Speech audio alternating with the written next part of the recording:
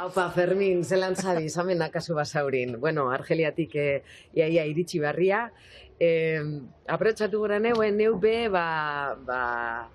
agurtuteko, lehengo eta behin, eta bide batez, eskerrak emoteko, beti hor mantentziagatik, beti tinko, beti indartxu, dignidadez beteta, eta, bueno, esatea, neu be zure fan amorratuana zela, ez bakarrik artista handia zarelako, sekulako pertsona zarelako bebai, eta bueno, alkarrik osiko dugula, abenduaren 20an eta 21ean beharrezkoa bada bebai, Bilbon, sarri kantetan, eta hoxe, izo gaitezela fatxa horiek.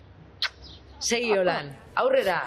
Hori da gure itziar, ez dago txalo bero bat, meseden, ez da... Itziar Ituño! Itziar Ituño, ez da...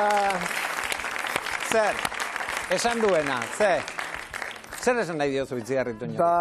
Duela gutxi izan nuen elkarrizketa batean, momentu honetan gehien birezten nuen persona bera zela. Nora arraio hausartzen den gauza den moduan eta olako persona bat, hori, gainera baldintza duta dagoena lana egiteko, hori, olako gauzak esaten dituenean, baina justo gertatu zenean hor muralarena, joan zen bera, sari bat jaso zuen, eta azten da abesten sarri. Bueno, urrengo gunean ez dakizu berriz ere, beraren kontrako berriz ere, olako jasarpenak, jasarpenak, ikaragarria. Baina berak hori egiten du, eta berdin zaio orduan, benetan hori dela eredugarria ere, bai ez?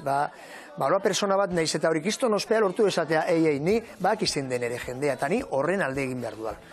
Hori zuarea txapo, eta gainera, egia da, esan niola, hori abesteko nirekin, eta 20 eta 21 horren ongo da. 20 eta 21ean izango da, kontzertu horietan.